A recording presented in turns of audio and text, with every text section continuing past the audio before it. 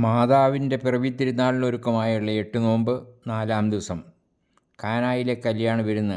യോഹന്നാൻ 2:1-11 വരെയുള്ള വാക്യങ്ങൾ. കാനായിലെ കല്യാണ വിരുന്നിൽ പ്രവർത്തനനിരതയായി തൻ്റെ സാന്നിധ്യം പകർന്ന പരിശുദ്ധ അമ്മയെ കൺമുമ്പിൽ കണ്ടുകൊണ്ട് നമ്മുടെ ധ്യാനവിചിന്തനം ആരംഭിക്കാം. കന്യകാമാതാവാണ് സെപ്റ്റംബർ 8 വരെയുള്ള ഈ ദിവസങ്ങളിൽ നമ്മുടെ ധ്യാനത്തിൻ്റെയും പ്രാർത്ഥനയുടെയും കേന്ദ്രബിന്ദുവായി നിൽക്കുന്നത്. അമ്മയെക്കുറിച്ചുള്ള ചിന്തകൾ നിറഞ്ഞു നിൽക്കുന്ന ദിവസങ്ങളാണിവ. പരിശുദ്ധ അമ്മയുടെ ഏറ്റവും മനോഹരമായ ഒരു ചിത്രമാണ് ഇന്നത്തെ സുവിശേഷത്തിൽ നാം കാണുന്നത്. യോഹന്നാൻ ശ്ലീഹായാണ് ഈ സുവിശേഷം എഴുതിയത്. കുരിശിൻ്റെ ചുവട്ടിൽ അമ്മയ്ക്ക് കിട്ടിയ മകനാണ് യോഹന്നാൻ. ഇതാ നിൻ്റെ മകനെന്ന് തൻ്റെ അമ്മയുടെയും യോഹന്നാൻ്റെയും മുഖത്തും മാറി മാറി നോക്കിക്കൊണ്ട് ഈശോ തന്നെയാണ് ഈ കൈമാറ്റം നടത്തിയത്, കൈകൾ ചലിപ്പിക്കാതെ. കാരണം ആ കരങ്ങളിൽ ആണികൾ തറയ്ക്കപ്പെട്ടിരുന്നു. ഇന്നത്തെ സുവിശേഷത്തിലാകട്ടെ അമ്മയുടെയും മകൻ്റെയും കൈകൾ സ്വതന്ത്രവും പ്രവർത്തനനിരതവുമായിരിക്കുന്നു. ഈശോയുടെ ശിഷ്യ സഹോദരങ്ങളോടൊപ്പം ആ അമ്മയും മകനും ഒരു കല്യാണ വിരുന്നിൽ സംബന്ധിക്കുകയായിരുന്നു. അവർക്കാർക്കും തിരക്കുള്ളതായി തോന്നിയില്ല. ആ അമ്മ എല്ലായിടത്തും എല്ലാവരോടൊപ്പവും ഉണ്ടായിരുന്നു. അവരുടെ സന്തോഷത്തിൽ അമ്മയും പങ്കുചേർന്നു. ഏവരുടെയും മുഖഭാവങ്ങൾ അവൾ ശ്രദ്ധിച്ചിരുന്നു. ക്രമേണ എന്തിൻ്റെയോ കുറവ് സംഭവിക്കുന്നതായും അവൾ ശ്രദ്ധിച്ചു. അതിഥികളുടെയും ആതിഥേയൻ്റെയും സന്തോഷവും സംതൃപ്തിയും കുറഞ്ഞു പോകുന്നതിൻ്റെ അടയാളങ്ങൾ കണ്ടു തുടങ്ങി. ഭക്ഷണം തീർന്നു പോയിട്ടല്ല, ജീവിതത്തിൻ്റെ ലഹരിയോടൊപ്പം പോകുന്നതാണ് ലഹരി പകരുന്ന വീഞ്ഞും. വിലയേറിയതാണ് ആഘോഷങ്ങൾക്ക് അകമ്പടി നിൽക്കുന്ന വീഞ്ഞ്. അത് തീർന്നുപോയി എന്ന അടക്കം പറച്ചിൽ ആ അമ്മയുടെ ചെവികളിലെത്തി. പിന്നീട് സംഭവിക്കാവുന്നവ മുൻകൂട്ടി കാണുവാൻ അമ്മയ്ക്ക് സാധിച്ചു. ആ വലിയ വിരുന്നുശാല അവളുടെ കൊച്ചടുക്കള പോലെ അവളുടെ സ്വന്തമായി കരുതി. പരിഹാരം എന്ന ചിന്തയിൽ മറ്റൊന്നും ചിന്തിക്കാതെ അവൾ തൻ്റെ മകൻ്റെ അടുത്ത് ചെന്ന് വിവരം അവൻ്റെ ചെവിയിൽ മന്ത്രിച്ചു. വീട്ടിലും അവൾ അങ്ങനെ ആയിരിക്കാൻ ചെയ്തിരുന്നത്.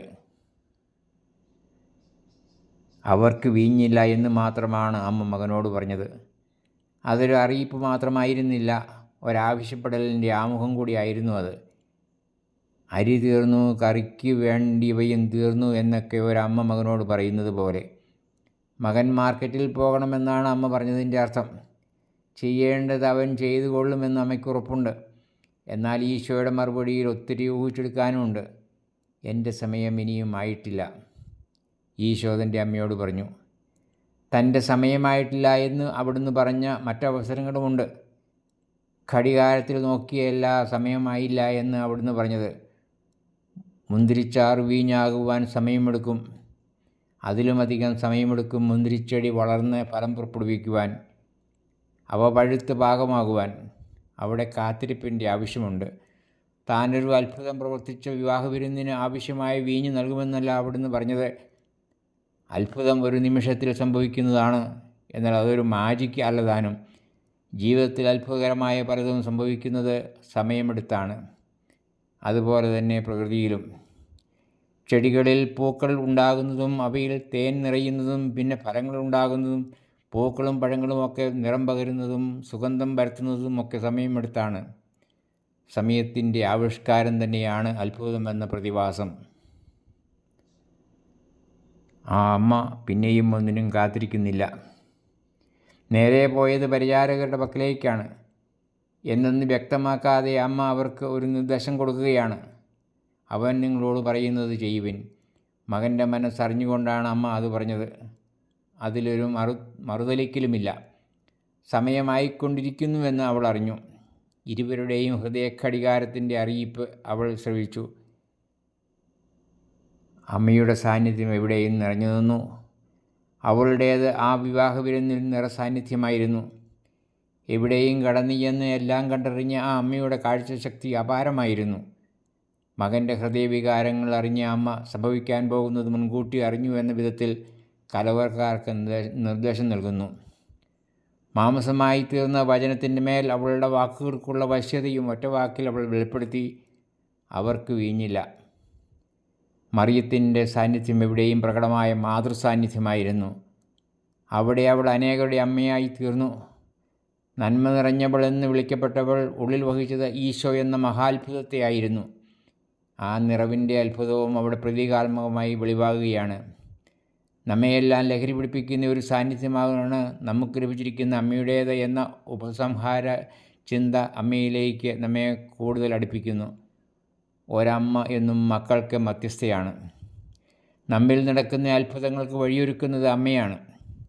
സമയത്തിൻ്റെ പ്രവാഹത്തിൽ നിത്യത പിറക്കുന്നത് അമ്മയിലൂടെയാണ്. നമ്മുടെ അമ്മമാരുടെയും പൂർണ്ണതയിലുള്ള പ്രതീകം കൂടിയാണ് ദൈവത്തിൻ്റെ അമ്മയായി തീർന്ന പരിശുദ്ധ കന്യകാ മാതാവ്. ഈശോയോടൊപ്പം അവിടുന്ന് അമ്മയെയും നമ്മുടെ ഹൃദയം തേടട്ടെ. പിന്നെ ഈശോയും പരിചാരകരുടെ അടുത്തെത്തി. ഏവർക്കും സുപരിചിതമായിരുന്നവയിലേക്കാണ് അവിടുന്ന് ദൃഷ്ടി ഉറപ്പിച്ചത്. വിവാഹപ്പന്തലിൻ്റെ കവാടത്തിൽ വച്ചിരുന്ന 6 കൽഭരണികൾ അവിടുന്ന് അവരെ ചൂണ്ടിക്കാട്ടിയിട്ട് പറഞ്ഞു, അവയിൽ വെള്ളം നിറയ്ക്കുവിൻ. അവർക്ക് ചെയ്യാമായിരുന്നത് അവർ ചെയ്തു. അവർ അവയെല്ലാം വക്കോളം നിറച്ചു. വക്കോളം നിറച്ചു എന്ന വാക്കിൽ എന്തോ സൂചനയുണ്ട്. നിറവ് എന്നത് പലതിനും ഉപയോഗിക്കാവുന്ന വാക്കാണ്. സന്തോഷത്തിൻ്റെ, സംതൃപ്തിയുടെ, നന്മയുടെ, സമ്മാനിക്കപ്പെടലിൻ്റെയൊക്കെ നിറവിനെക്കുറിച്ച് പറയാവുന്ന വാക്കാണത്. സാധാരണത്വത്തിലൂടെ, ഓർഡിനറിനെസ്, നടക്കാവുന്ന അത്ഭുതമാണ് കർത്താവ് ചൂണ്ടിക്കാണിക്കുക. കർത്താവിൻ്റെ കണ്ണുകൾ ആ വെള്ളത്തിന്മേൽ പതിഞ്ഞപ്പോൾ അതിന് നിറം മാറി. അത് വീഞ്ഞായി മാറി. കാലുകളും കൈകളും കഴുകുവാനുള്ള വെള്ളത്തിന് ഈ മാറ്റം എങ്ങനെ സംഭവിക്കുന്നു? വെള്ളം വീഞ്ഞായി തീർന്നു. വെള്ളത്തിന് ലഹരി പിടിക്കുന്നു. നിറം മാറിയത് നിർവൃതി ഉണർത്തുന്നു. എന്താണ് സംഭവിക്കുന്നത്? സമയത്തിൻ്റെ ദൈർഘ്യവും വെട്ടിച്ചുരുക്കപ്പെടുന്നു. അതെല്ലാം അവിടെ സംഭവിച്ചു. From something ordinary, something extra ordinary took place. ജീവിതത്തിൻ്റെ ലഹരി തീർന്നുപോയവരെ കർത്താവ് അനുസ്മരിച്ചു. ശൂന്യതയിൽ അവസാനിക്കുന്ന ആഘോഷങ്ങളെ ഓർത്തപ്പോൾ അവിടുത്തെ കരുണ കവിഞ്ഞൊഴുകി. ദാഹജലം തേടുന്ന മനുഷ്യ മനസ്സിലും വക്കോളം നിറയ്ക്കാവുന്ന കൽപ്പരണികളുണ്ട്. സന്തോഷവും സംതൃപ്തിയും പ്രത്യാശയും സ്നേഹവും ജീവിതത്തിൻ്റെ ലഹരിയും കൊണ്ട് നിറയ്ക്കാവുന്ന ഹൃദയത്തിൻ്റെ സംഭരണികളാണ് അവയെല്ലാം. അവയെല്ലാം നിറയുമ്പോൾ നിറവിൻ്റെ അത്ഭുതം അവിടെ സംഭവിക്കും. അതാണ് കർത്താവ് ചെയ്തത്. അതിൻ്റെയൊക്കെ അടയാളമാണ് അവിടെ സംഭവിച്ചത്. വെള്ളം വീഞ്ഞാക്കിയ ആ അത്ഭുതം അടയാളങ്ങളുടെ ആരംഭമായിരുന്നുവെന്ന് യോഹന്നാൻ സമാനചിന്തയായി സാക്ഷ്യപ്പെടുത്തി. നമ്മിൽ നിറയേണ്ട ക്രിസ്തു സാന്നിധ്യത്തിൻ്റെ പ്രതീകമാണ് വെള്ളം വീഞ്ഞാക്കി മാറിയ ആ 6 കൽപ്പനകളെന്നും പ്രതീകാത്മകമായി നമുക്ക് മനസ്സിലാക്കാം. അവിടുത്തെ നമ്മുടെ ജീവിതത്തിന് ലഹരി പിടിപ്പിക്കുന്ന സാന്നിധ്യമാണ്. അത് നമ്മിലെ നിറവാണ്. അവൻ്റെ സാന്നിധ്യം നമ്മെ രൂപാന്തരപ്പെടുത്തുന്നു. ഇന്നത്തെ സുവിശേഷത്തിലെ പേര് പറയാത്ത മണവാളനും അവിടുന്ന് തന്നെ. ഈ അമ്മയെയും മകനെയും കൺമുമ്പിൽ കണ്ടുകൊണ്ട് അവരുടെ സാന്നിധ്യം നമുക്ക് അനുഭവിക്കാം. Father James Purathayil CST.